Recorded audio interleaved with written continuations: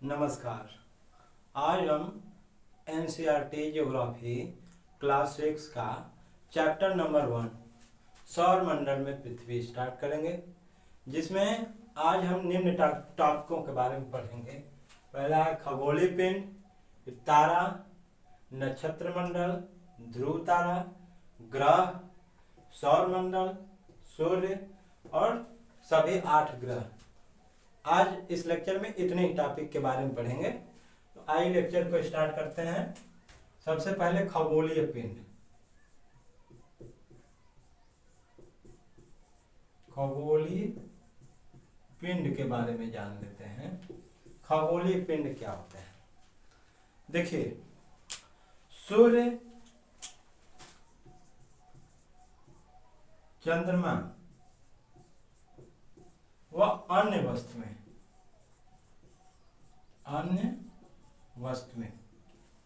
सूर्य, चंद्रमा व अन्य वस्तुएं जो रात में आसमान में चमकते हैं, खगोलीय पिंड कहलाते हैं। सूर्य, चंद्रमा व अन्य वस्तुएं जो रात में क्या करते हैं? आसमान में चमकते हैं। रात में आसमान में चमकते हैं।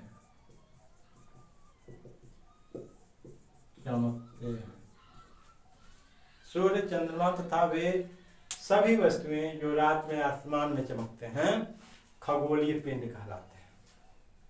क्लियर है? अच्छा, दिन के समय ये क्यों नहीं दिखाई देते हैं? क्योंकि दिन के समय जो है कि सूर्य का प्रकाश इतना अधिक होता है कि सूर्य के प्रकाश की वजह से हमें तारे, चंद्रमा ये सब नहीं दिखाई देते हैं। तो खगोलीय पिंड क्या होता है? सूर्य, चंद्रमा व अन्य वस्तुएं जो रात में आसमान में चमकते हैं, खगोलीय पिंड कहलाते हैं। क्लियर है? ठीक है। अगला है तारा। तारा, देखिए तारा क्या होता है? कुछ ऐसे भी खगोलीय पिंड होते हैं जो बहुत बड़े आकार के होते हैं। मान लीजिए ये हमारा क्या है? खगोलीय पिंड है। खगोलीय पिंड है। ठीक। अब ये कैसा है? बड़े आकार का। बड़े आकार का है, गर्म है, गैसों से बना है। गैसों से बना है और इसके पास अपनी स्वयं की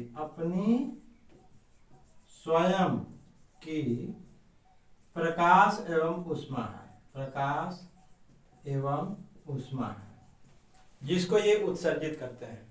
ऐसे खगोलीय पिंड जो बड़े आकार के होते हैं, जो गर्म होते हैं, जिनके पास जो गैसों से बने होते हैं, जिनके पास अपनी स्वयं की प्रकाश और स्वयं की ऊष्मा होती है और जिसको ये उत्सर्जित करते रहते हैं, क्या कहलाते हैं? तारा कहलाते हैं। इनको हम क्या बोलेंगे? तारा। यानी ये क्या कहलाएगा? तारा कहलाएगा। समझ में आ गया? जैसे सूर्य है, अब सूर्य को ही देख लीजिए। सूर्य क्या है? सूर्य भी एक क्या है? तारा है। सूर्य क्या है? तारा है। और तारा क्यों है? क्योंकि यह बहुत बड़े आकार का है, पृथ्वी से बहुत बड़ा है, गर्म है। अगर ये गर्म नहीं होता तो हम लोग कहाँ से ऊष्मा प्राप्त होती? ऊष्मा मिल ही नहीं पाती। गैसों से बना हुआ है और इसके पास अपनी स्वयं की प्रकाश एवं ऊष्मा है। सूर्य के पास अपनी स्वयं की प्रकाश एवं ऊष्मा है। तो ये क्या है? तारा है। सूर्य भी एक क्या है? तारा है। तो तारा की परिभाषा क्या हम लिखेंगे कि ऐसे खगोलीय पिंड जो बड़े आकार के होते हैं, गर्म होते हैं, गैसों से बने होते हैं, जिनके पास अपनी स्वयं की प्रकाश एवं ऊष्मा होती है, तारा कहलाते हैं। समझ में आ गया? ठीक है।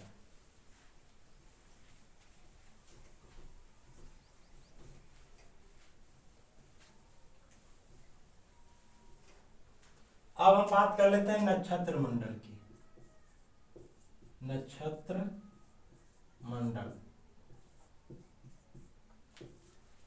नक्षत्र मंडल क्या होता है? रात में आसमान में जब आप देखेंगे तो तारों के विभिन्न समूहों से बहुत सारी आकृतियां बनी हुई दिखाई देंगी।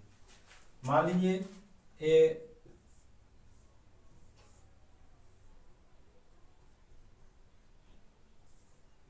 तारे हैं, तारों का समूह।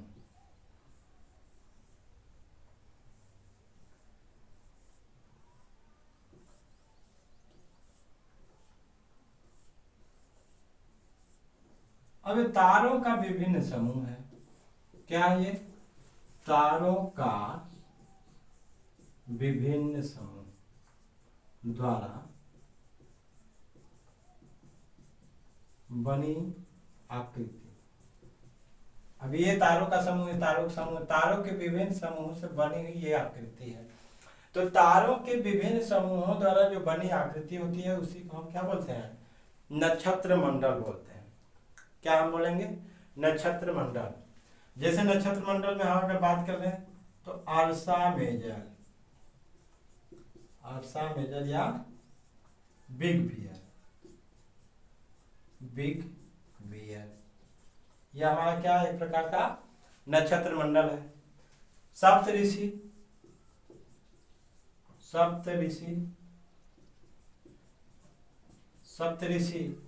ये भी क्या है? एक प्रकार का नक्षत्र मंडल ही है।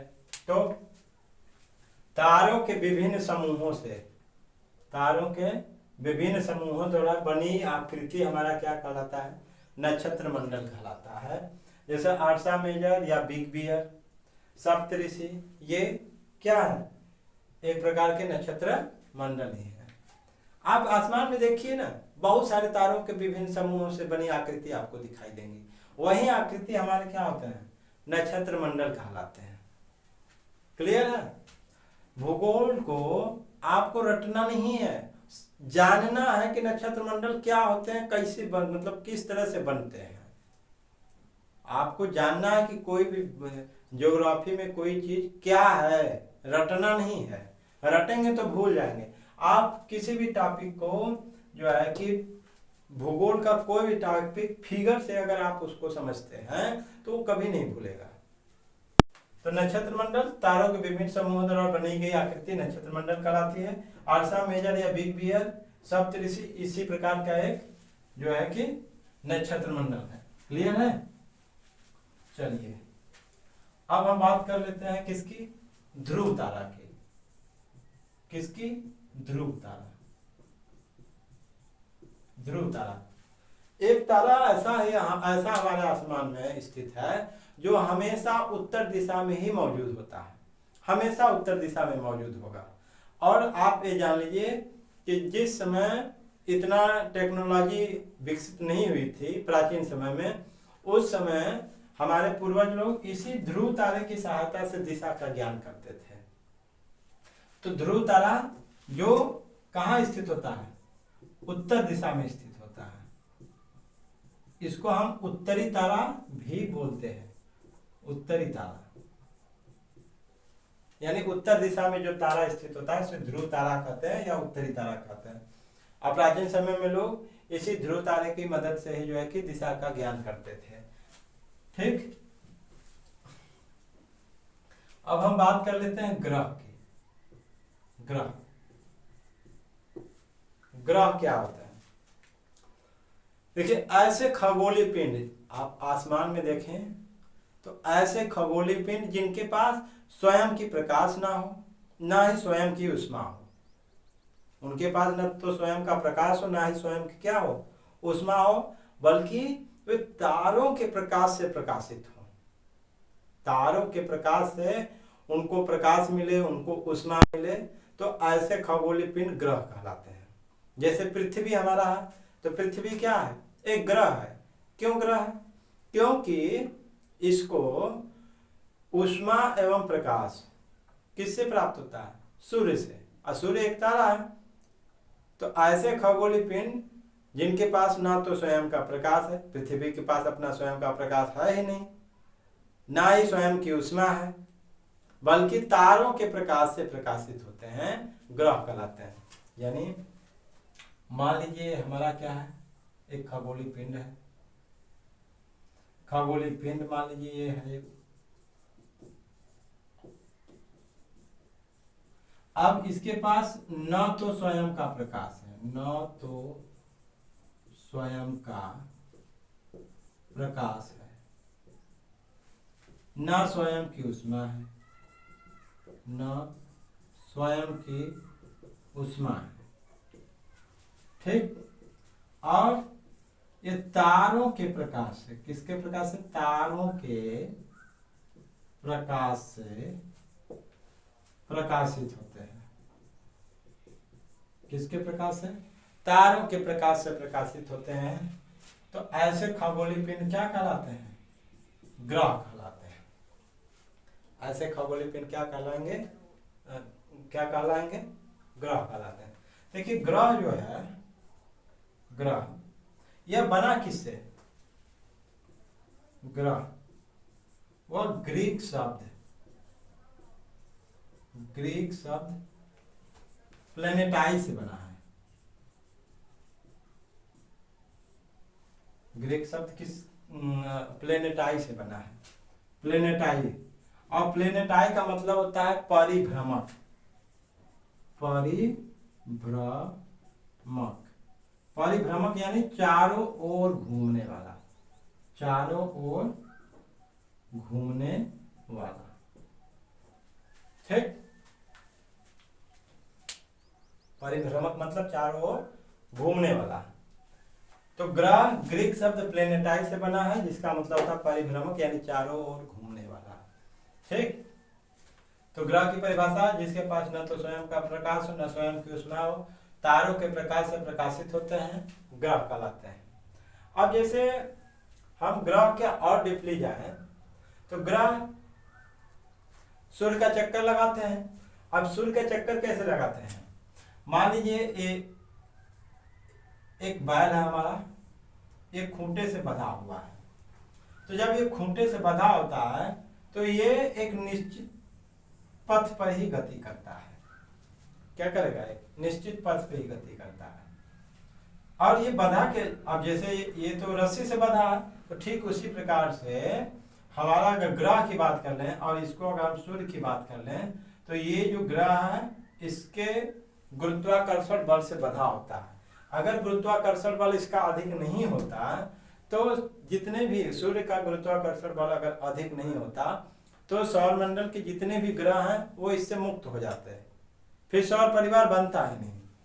तो सूर्य का जो है कि गुरुत्वाकर्षण बल इतना अधिक है कि सौरमंडल के सभी ग्रहों, उपग्रहों, क्षुद्र ग्रहों, उल्कापिंड सबको बांध के रखता है।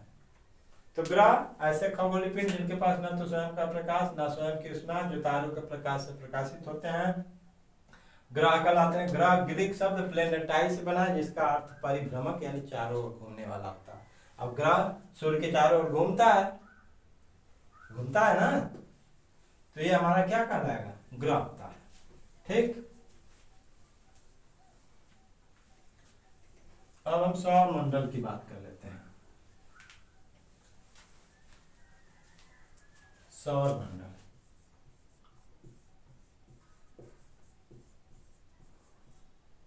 देखिए सौर मंडल, सौर मंडल किससे किससे मिलकर के बनता है। सौर मंडल सूर्य, सभी 8 ग्रह, उपग्रह एवं अन्य खगोलीय पिंड जैसे उल्का पिंड हो गया, क्षुद्र ग्रह हो गए, ये सभी मिल करके सौर मंडल का निर्माण करते हैं और इसको हम सौर परिवार का भी नाम देते हैं। तो सौर मंडल किससे किससे बनता है, सूर्य, सूर्य, सभी 8 ग्रह, पहले 9 ग्रह थे, इसमें से प्लूटो को निकाल दिया गया है, इसलिए अब 8 ग्रह ही हैं।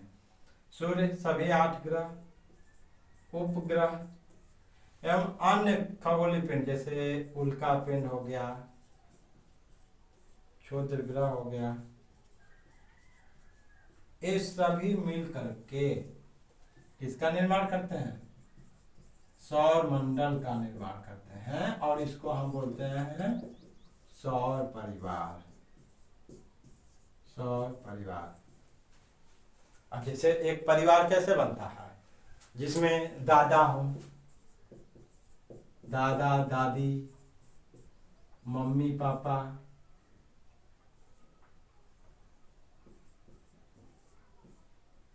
मम्मी पापा, मम्मी पापा, भाई बहन। अब ये सभी मिल करके हम किसका निर्माण करते हैं, परिवार का निर्माण करते हैं।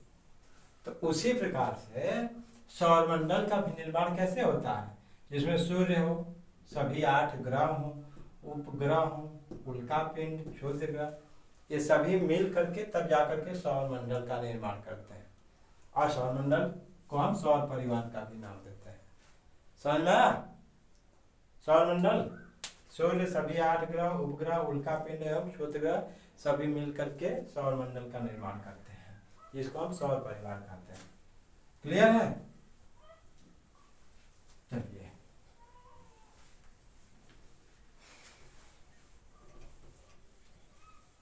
अब हम सूर्य की बात कर लेते हैं। सूर्य,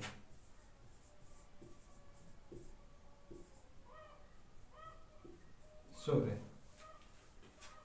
सूर्य, सूर्य सौर मंडल के केंद्र में स्थित है। देखिए सौर मंडल का मुखिया हमारा क्या होता है, सूर्य होता है। सौर मंडल का मुखिया क्या है, सूर्य है।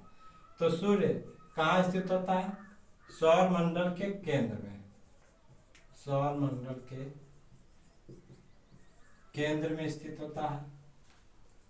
यह ठीक, ये मान लीजिए हमारा क्या है, सूर्य है।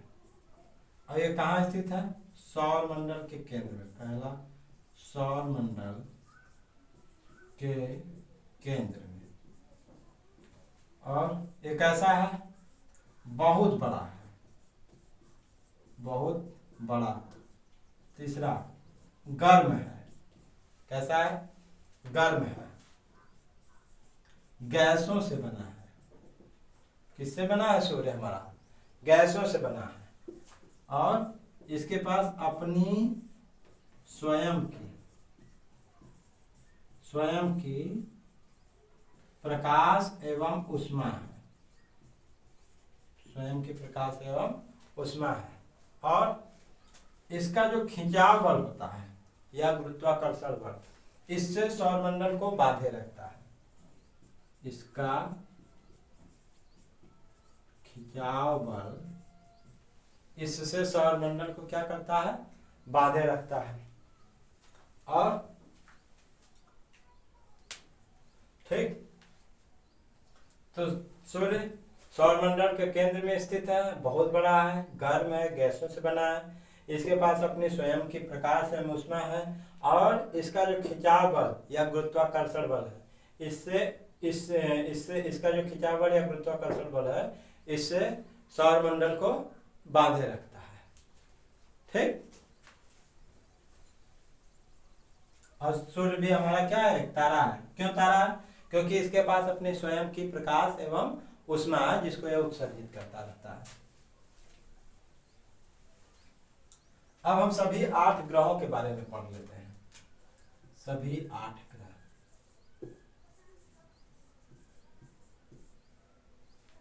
सभी 8 ग्रह। देखिए आपको पता है, पहले ग्रह के बारे में आपको बता भी, आप जानते हैं ग्रह ऐसे खगोलीय पिंड जिनके पास ना तो स्वयं की प्रकाश हो, ना स्वयं की ऊष्मा हो, बल्कि सूर्य के प्रकाश से प्रकाशित होते हैं, ग्रह कहलाते हैं। हमारे सौरमंडल में 8 ग्रह हैं। सौरमंडल में ग्रहों की जो संख्या है, ग्रहों की संख्या, ग्रहों की संख्या, सौरमंडल में ग्रहों की संख्या कितनी है, 8। सौरमंडल में ग्रहों की संख्या 8 है।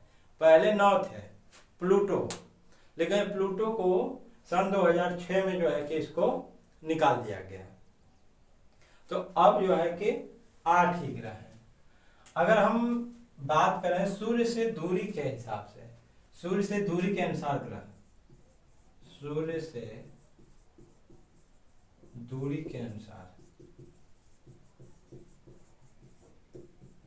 ग्रह। तो सूर्य से दूरी के अनुसार ग्रह, जैसे मान लीजिए हमारा क्या हो गया, सूर्य हो गया। तो सूर्य से दूरी के माने सूर्य से सबसे नजदीक ग्रह कौन सा होगा, फिर उससे दूर सबसे दूर कौन सा होगा। तो देख लीजिए, बुध, शुक्र, पृथ्वी, मंगल, बृहस्पति, शनि, अरुण, वरुण, ये हमारे क्या हो गया, सूर्य से दूरी के अनुसार। ये सबसे नजदीकी ग्रह बुध, फिर शुक्र, पृथ्वी, मंगल, बृहस्पति, शनि, अरुण व वरुण। समझ में आ गया, सूर्य से दूरी के अनुसार ग्रह। ठीक है, एक चीज और जान लीजिए, आकार के अनुसार, आकार यानी सबसे बड़ा ग्रह फिर छोटा ग्रह कौन सा होगा, आकार के अनुसार ग्रह। आकार के अनुसार ग्रह,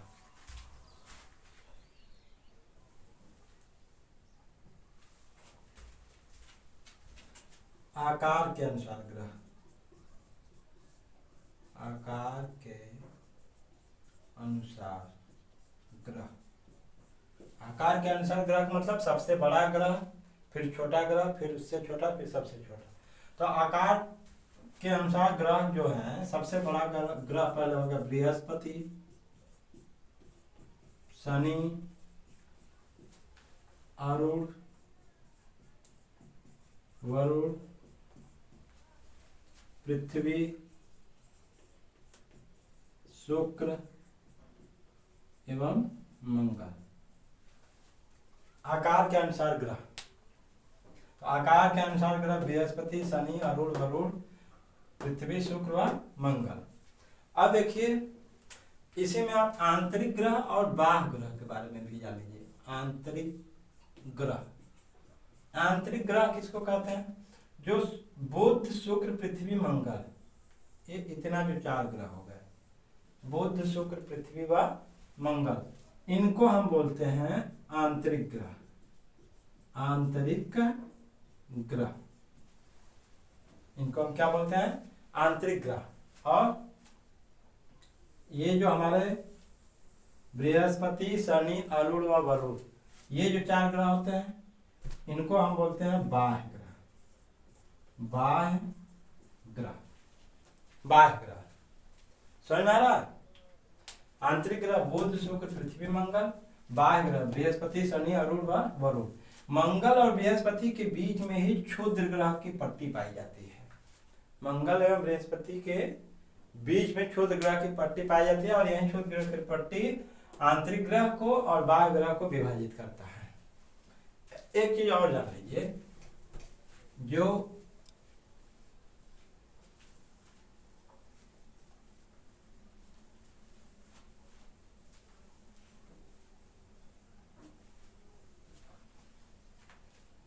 नंगी आंखों से, नंगी आंखों से देखे जाने वाले ग्रह बुध, शुक्र, मंगल, बृहस्पति, शनि, ये ऐसे ग्रह हैं जिनको हम अपनी खुली आंखों से, नंगी आंखों से जो है कि देख सकते हैं। इस प्रकार से आज का ये सेशन समाप्त हुआ। धन्यवाद।